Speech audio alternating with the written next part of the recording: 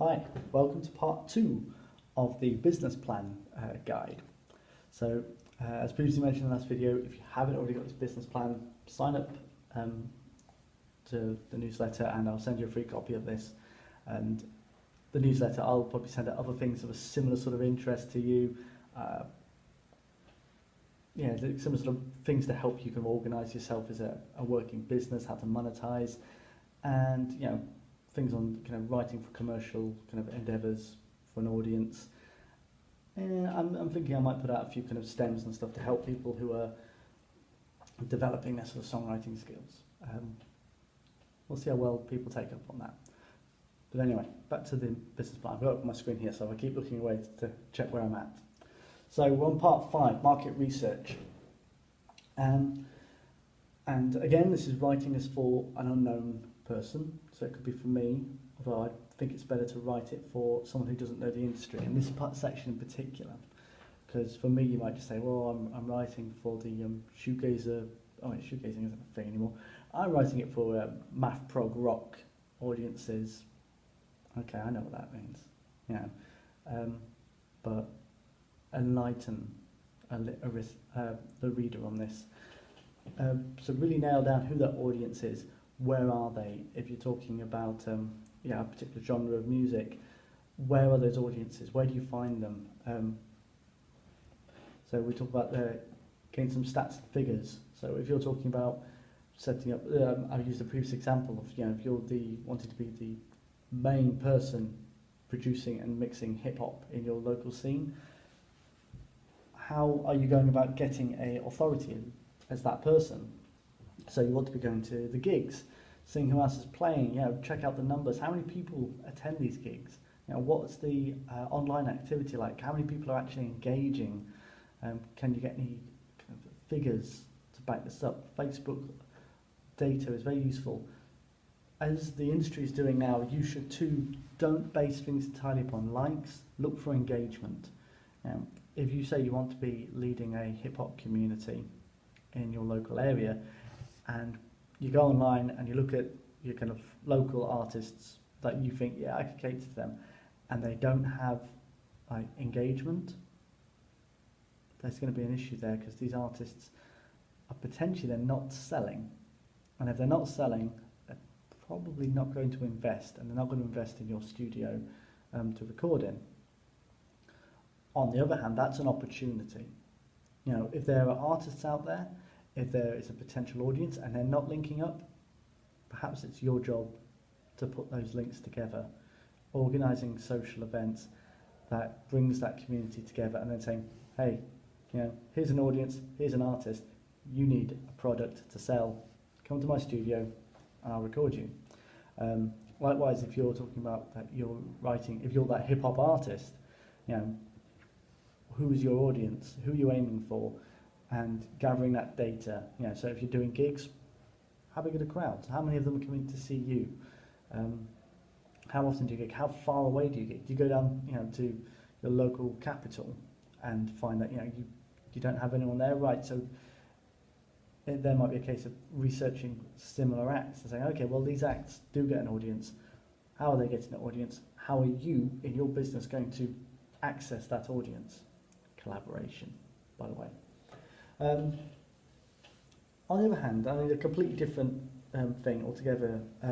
I mentioned here somewhere about basically if there's an opportunity being created via a change. So if the change is that music education is no longer accessible in schools, are you providing an alternative to that? Are you providing workshops for local kids to come and engage in other genres of music that aren't usually accessible? And you might be invited into schools then to do workshops, and that's a big money maker for you. So that's kind of instigated by a change in kind of a policy. What else is there? So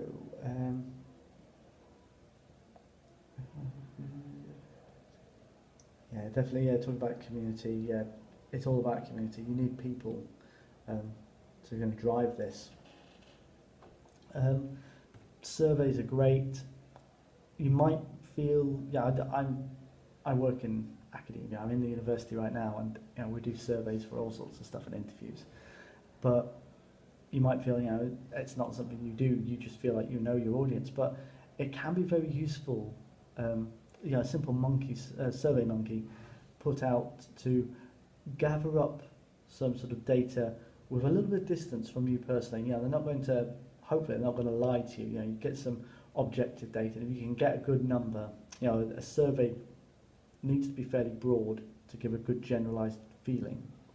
So within a city of 5 million people, you want to feel like you have a percentage of that. If you could get an audience sort of 500 people responding to your survey, brilliant. That's going to really kind of draw in some really rich data to tell you what is it these people want, how do they feel about things that you can respond to. That works for songwriters as well. If you put out, what sort of music are people buying at the minute, what age group are they? So you might find actually, although the popular music market is really aimed at teenagers, as it always is, you find lots of people in their 30s and 40s are buying albums. They're buying up albums, they're listening, they've got multiple accounts in Spotify and Apple because they can afford it, whereas teenagers can't. And therefore they're a little more lucrative as a market.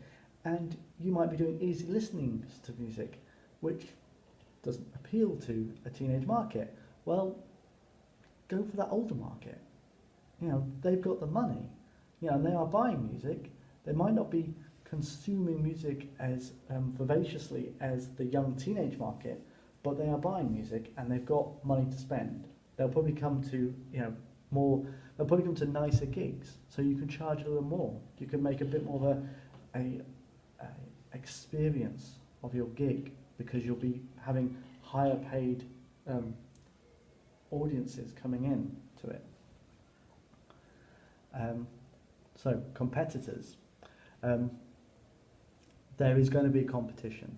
If you're an artist, there are other artists out there. You've probably not created a new genre of music. If anything, you've adapted an old one or combined two old ones. Chances, unless there's a new leap in technology that creates a new sound, even then, new sound is developed from the old sound. Dubstep, probably one of the more inventive sort of sounds coming out over the last kind of decade.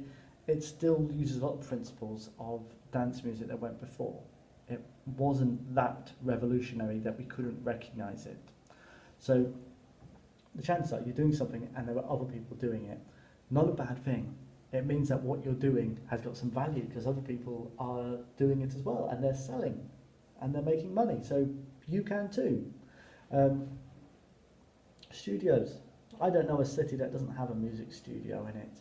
There might be some small towns that don't.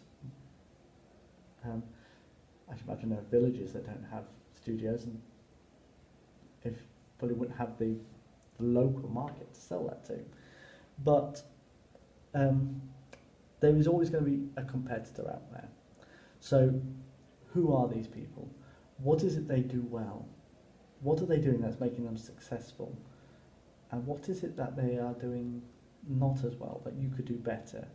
Or, if it's a failing studio, what have they done wrong? Make sure you don't do that too. You could try and interview, these competitors where possible. Obviously, a failing studio might not like you to come in and say, no, what are you doing wrong? This is rubbish here. But as far as kind of the other artists who are in the same field as you, they're not entirely competitors.